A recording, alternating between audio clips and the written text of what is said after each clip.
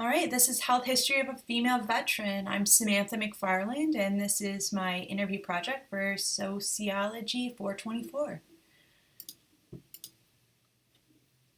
I interviewed a close friend of mine. Her name's April Hoard. She is a military veteran. She served in the United States Army from 2009 to 2015. She ended her rank as a sergeant and served as the military police in Afghanistan.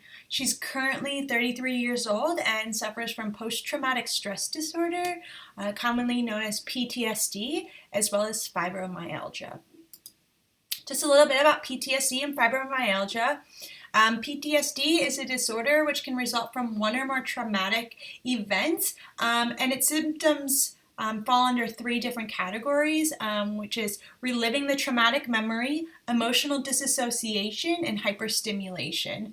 So April's symptoms for that were uncontrollable rage, inability to leave her home, depression, isolation, regret, feelings of inadequacy, chronic anxiety, especially in public spaces, panic, constant states of fear, and nightmares. So these symptoms led her to seek professional help when she no longer could function. She was officially diagnosed in 2013, but had been living with all of these symptoms of the condition since 2011 when she returned from Afghanistan.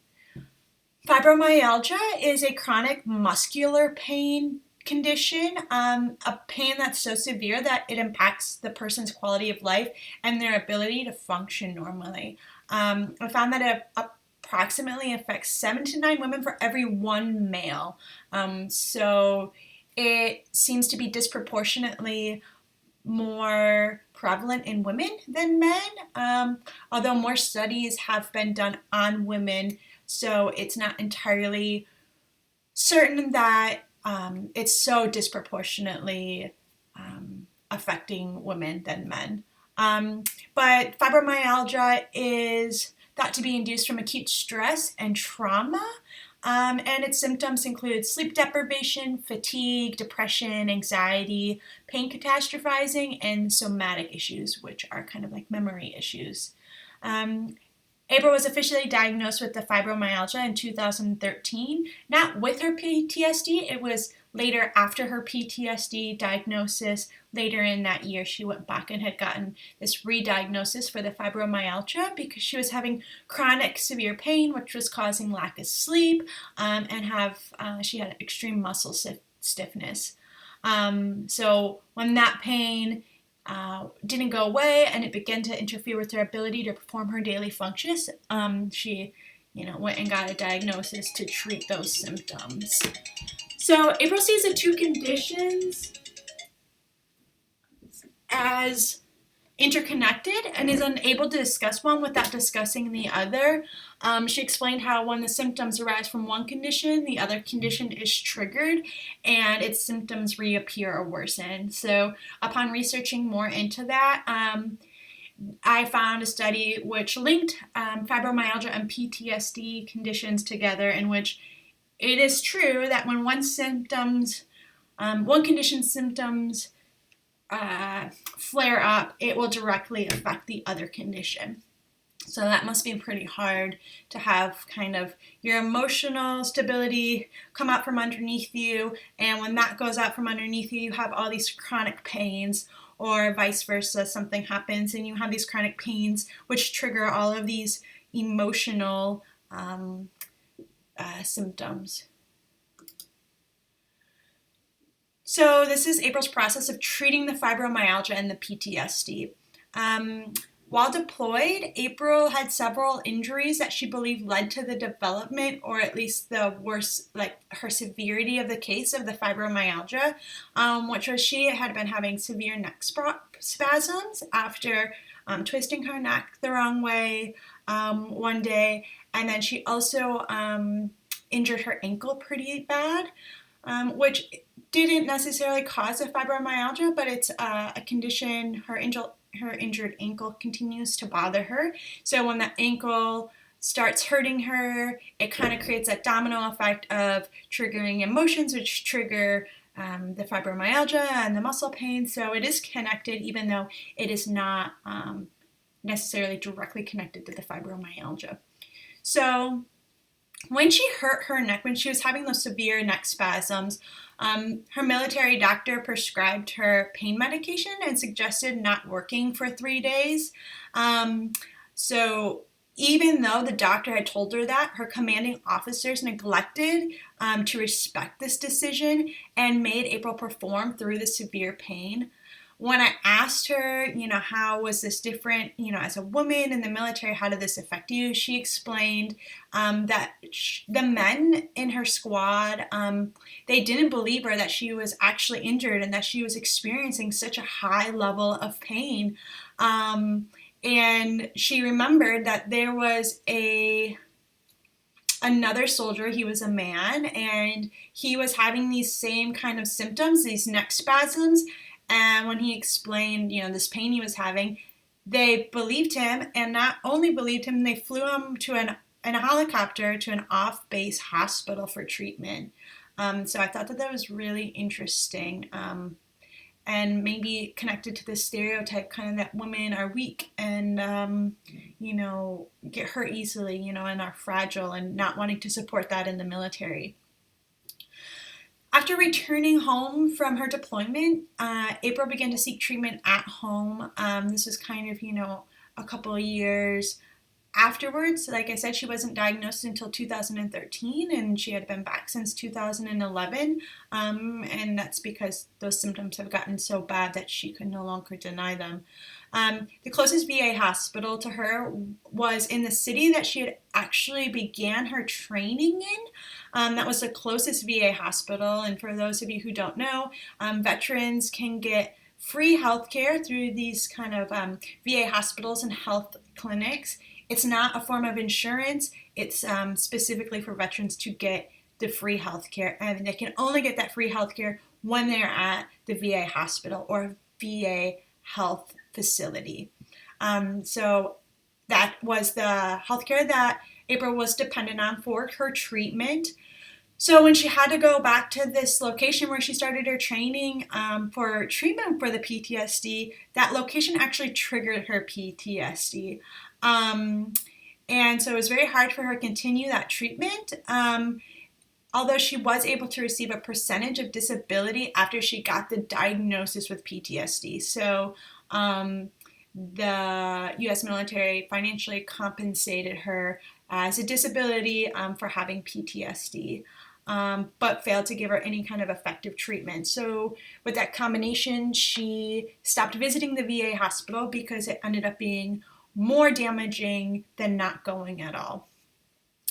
And just to flash forward, and we'll kind of go in that middle time frame in a couple slides. But currently, April has decided to seek therapy for her PTSD again because it's still impacting her quality of life. She really wants to see a female doctor. This is important to her because, she's a woman and she needs to express things that happened to her as a woman in the military, including sexual assault and sexism that she does not feel comfortable talking about with a male doctor. And the closest female doctor within the VA health system to her is over an hour away. So it's not really feasible for her to see that doctor for a long-term treatment. So that's really unfortunate. After years of looking and hoping for a female doctor, she actually has come across an option of seeing a female psychologist through the VA on an online kind of patient practitioner meeting. So that's really good for her. But ultimately, to this point, April has not received any successful professional treatment for her PTSD or fibromyalgia. So she's been experiencing that since 2011. It's almost 2019, so that's a really long time to be living with that, and especially since she had been diagnosed in 2013, so a long time to be living with a diagnosis without treatment. So just some things I found about PTSD in veteran women. There was a study performed to test the different treatment effectiveness for PTSD between veteran women and civilian women. And that study found that veteran women were more likely than civilian women to experience ongoing traumatic occurrences, including after their time of service, which resulted in more extreme PTSD symptoms and cases than women who are civilian women who had never been in the military and were no longer connected to that. The PTSD cases are worse in veteran women than civilian women due to a delayed in treatment. April didn't get treatment for that for 2 years after she was experiencing that symptom because of her lack of willingness or ability emotionally to go back to this VA center that was directly connected to, her military work. And then still having this delayed treatment because of the resources available to her are not ideal or even necessarily, they're just not right for her. So, okay. After receiving treatment for PTSD, more than half the veteran women continue to have severe symptoms which define the condition. So those 3 conditions that we looked at earlier about the disassociation and the reliving of the trauma, those women are continuing to experiencing those sections that define PTSD. And veteran women may have a lower treatment rate due to ongoing relationships with the traumatic experiences, especially for cases of sexual violence. Can't go into the whole world of sexual violence with women in the military in this presentation, but it is a problem when you're trying to seek treatment for something that has to do with a person that you might still see because you have to still do your job with them. Or, in April's case, having to go relive training for the military in order to get the treatment that the military has caused her. So this ongoing relationship with the traumatic experience, and it kind of it re-triggers it, and it also, I think, prevents people from going to get that treatment. So this study about PTSD and the severity and the harder ability to treat it for veteran women connects back to April's case, along with April's PTSD connection to the fibromyalgia and her inability to find a doctor she feels safe with at the VA creates a lot of barriers to her ability to effectively treat her 2 conditions. And those 2 conditions, because they're so connected, they really need to be treated simultaneously, right? So as one's worsening, the other one's worsening, and I think that we're finding these kind of proof that everything she's experiencing is things that we are aware of, or the system is aware of. So it's really sad that it's ongoing. And I just want to point out that it's likely that April's case is not an isolated case for female military veterans. So I think that her story is probably a dime a dozen, unfortunately. All right, April is one of the toughest chicks I know. She's amazing. So she has overcome so many obstacles in this path she's been on for treatment of the PTSD and fibromyalgia. Her toughest obstacle, is just finding that adequate treatment for PTSD and fibromyalgia within the sexist kind of system that the military is, and she has found a hard time feeling heard or believed, respected by her male commanding officers and her squad during her time of service, and also by her male doctors after her service at the VA hospital. So this major issue has been one of the biggest things that's preventing her from getting that treatment to heal this emotional trauma. Other obstacles included an inadequate support system, financial constraints, and a lack of viable treatments for either condition. So the financial constraints, without being able to have a lot of money to afford kind of alternative treatments, April's kind of been stuck with just working with the VA. She can't afford health insurance, and so she's stuck with within the world of VA that is not working for her. And if she had more money, she would be able to kind of go outside that. She would not be so dependent on that. And then the inadequate support system, we're about to get into, that develops into something that she now has a support system. But that support system also went back to her, her military squad and these people that she spent 6 years of her life with. So, and her doctors. So since 2012, this is how April has overcome these obstacles. Since 2012, April has tried a wide variety of treatments for her conditions, all of these without the help of her doctors. So she began to study organic farming and effects that food had on her body. She also started studying natural medicine, meditation, yoga, massage, acupuncture, and regularly found peace in nature. So throughout this process, she has found that daily yoga is essential to maintaining her fibromyalgia symptoms and reducing them to a level that she can function at. April communicated to me that when she misses a couple days of yoga, her body starts hurting her so bad.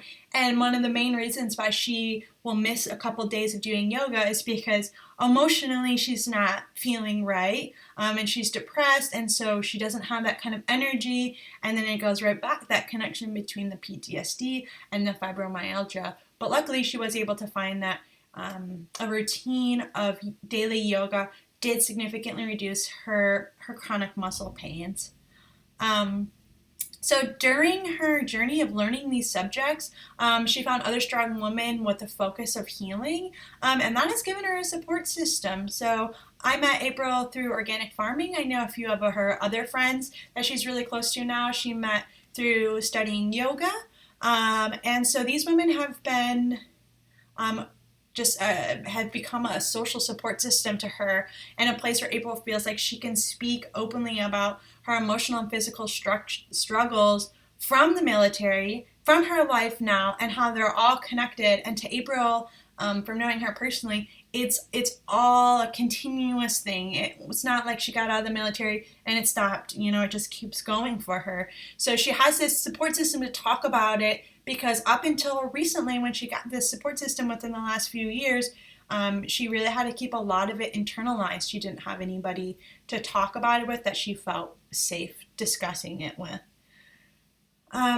So while April continues to struggle with her conditions, she has maintained financial independence and found a purpose in these areas of health. So it's really hard to be financially independent as an adult, maintain all your bills, and take care of yourself. And the fact that April is doing that with these very intense conditions is astounding to me. And I just have so much respect for her. And she found purpose in these areas of health. She's a licensed massage therapist, and she's also a yoga instructor. She raises chickens and ducks and grows a lot of her own food at home, cooks a lot, and has learned so much from natural medicine that, and a lot of times with minor conditions, she treats herself with homeopathic remedies that work for her. So on the flip side, her quality of health in her life has increased. Unfortunately, not enough to completely dismantle the conditions of PTSD and fibromyalgia.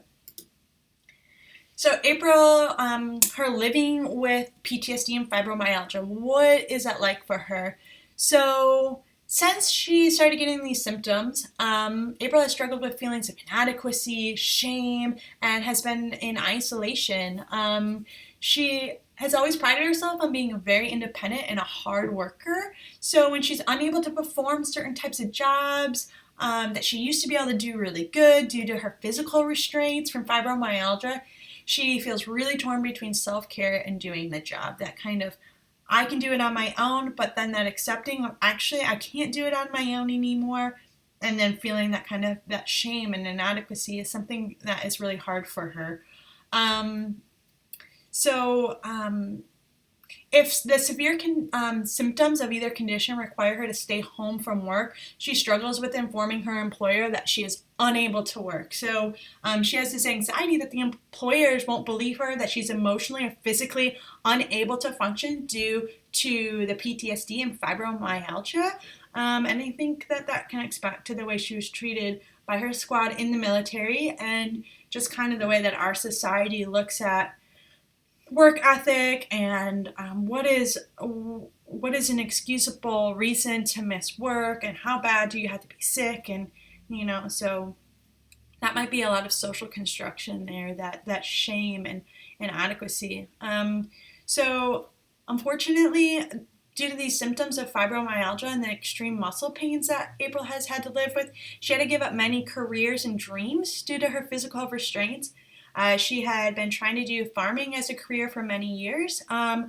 That is a very physically demanding job. So while she loved it and she was very good at it, it had been taking this toll on her body that she can no longer do it. So she had to give up that dream.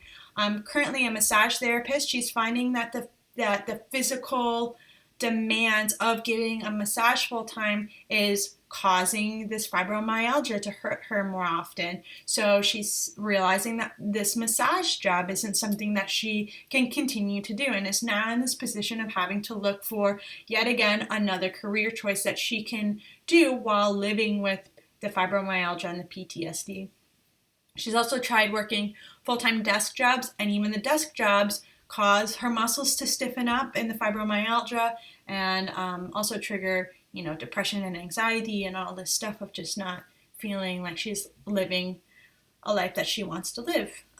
So she's internally struggled with the judgment that she fears will come from others when she asks for disability money from the VA for her conditions.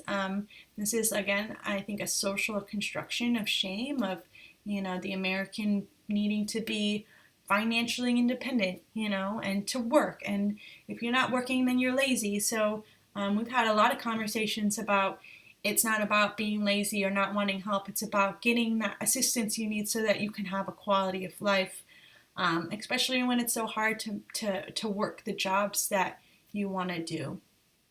Another thing we kind of discussed is, as a woman living with PTSD, people are really comfortable they're aware that male veterans have PTSD from war. It's kind of something socially we kind of know about, but we don't talk about or know too much the way that women veterans are affected by PTSD.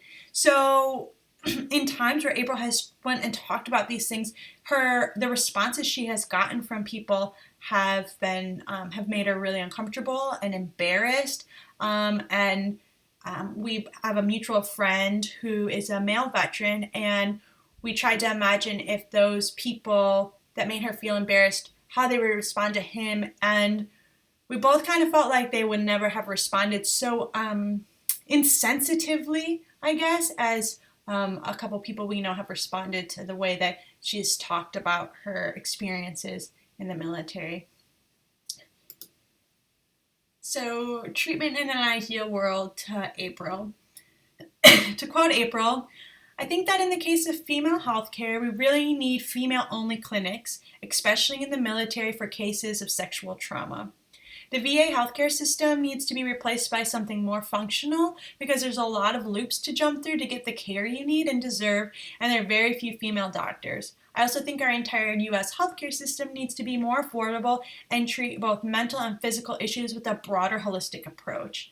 So April is very much on the spectrum of holistic care. So we learned about that last week, how there's the technological care, the very American westernized pharmaceutical technology, outside in kind of approach. So April's on that other spectrum of body, soul, and mind are all one, and they all need to be healing together, which she practices on a daily basis. So I think that makes it extra hard when she's seeking treatment in a form that's seen as so alternative in our country. So these are just some conclusions that came from the interview. April's health issues are severely entangled within themselves and the system which caused them, which is the same system that she's dependent on to treat them. So just thinking about that made me think of this quote by Audre Lorde: "For the master's tools will never dismantle the master's house." So Lord didn't mean it in the context that I'm relating it to here, but I think this statement holds true for this situation. How can the military system, this corrupt system, ever be able to treat the victims in it? How can the men who have emotionally and physically abused April be the ones to treat her? So these tools that created the military and all the problems that are associated with it, how can that system ever create a system to heal those wounds that they create, without dismantling the system that they've created for war? So April also mentioned details about the VA, which aligns with our studies about medicalization and its connection to systematic finances that prioritize finances over healing. Most of the care provided by the VA is not meant to be long-term, time-consuming. It's not supposed to have expensive results. It also has very limited ability to outsource treatment to more qualified healthcare providers that are outside the VA.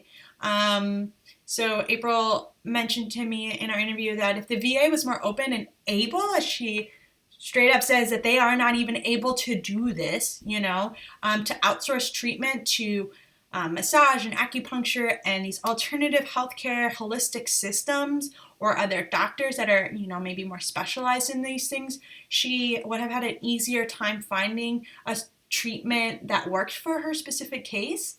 And so, that's a really big problem. The VA is funded by the government, and the government ultimately has a say in what the VA allows, and it's kind of this small little pocket of money. The money goes in, and it's not allowed to be left out. There are some cases where you can apply to get acupuncture, and you might get 4 sessions of acupuncture. After those 4 sessions, you have to go back through this process to reapply for some more. This is the way April explained it to me. And then within that process, you might miss 3 months of acupuncture before you get approved. So these long, ongoing things are not something that is feasible or accessible to her while going through the VA system. I also seen a connection throughout everything we talked about between April's obstacles for this treatment and constrained choice. So the government, her employers, her family, her community, these have all constrained her choices on health as a priority in her life. You have the government determining what kind of health care they're going to give to her. They have her employers determining whether or not she can take days off of work or not, Her family and community, are they being supportive and encouraging health? Are they making it worse? So this is definitely a thread that goes throughout her entire storyline. So personally, I believe that as more women enter the military, stories like April's and information from studies like that by Goblin, which was the study about PTSD in veteran women versus civilian women, that this information needs to be carefully considered when developing treatment options for female veterans. We can't just treat female veterans the same way that we treat male veterans because, they're coming with a different set of experiences, and so they need a different type of care, especially, when it comes to sexual assault and sexism. They need a female or at least a very feminist male doctor, but preferably a female doctor to discuss these traumas that have happened to her. So I hope the awareness of cases like April's will grow, and that the U.S. military can be pressured to provide prevention and treatment for their women veterans, their women, soldiers, prevention of sexual assault and sexual violence and sexism that can cause things, as well as making sure that they are getting the treatment they need while in service and definitely once they get out of service. And I think that the military case of a lack of female healthcare system is a reflection of the American health system and the way that women are just left out. We're just left out, as we keep learning throughout this course. So my personal conclusions here is that I have been a friend of April since 2013.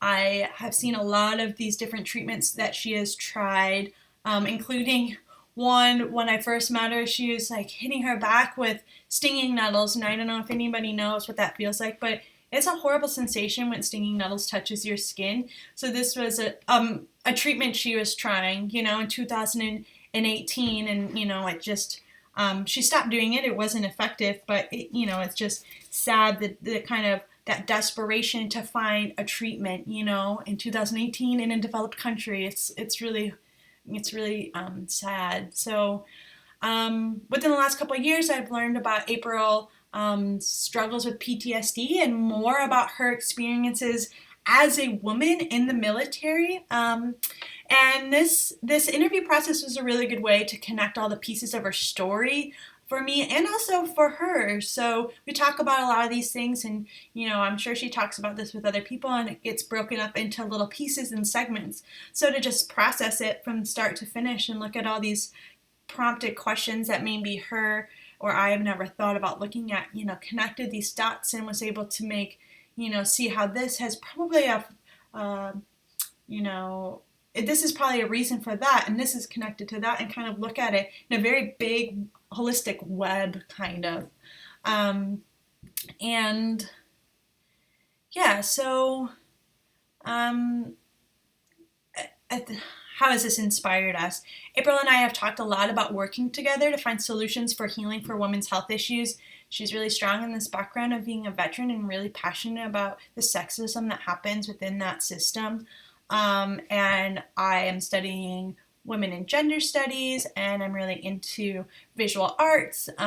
So this was a really fun opportunity for us to work together and take her story and with my passion for education and the visual arts, and create this presentation so that we can share her story with, even if it's just 10 people, it's starting to spread that story and share it, and kind of destigmatize PTSD and for women and veterans. And it also has inspired me to, hearing about April's story was really enjoyable for me and heartfelt, and I think that it has inspired me to know more about the women in my lives and their stories, and women who I don't know yet, just their story, how they got to be where they are now in the world that we live in.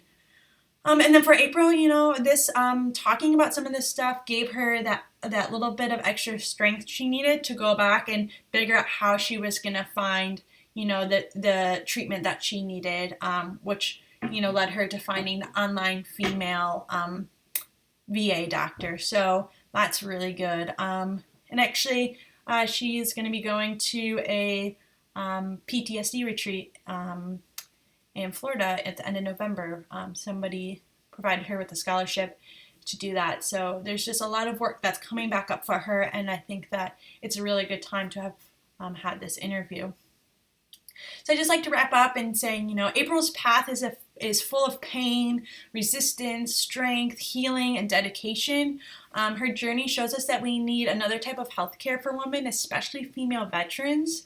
The standard methods and treatment that work for men aren't necessarily ideal for women.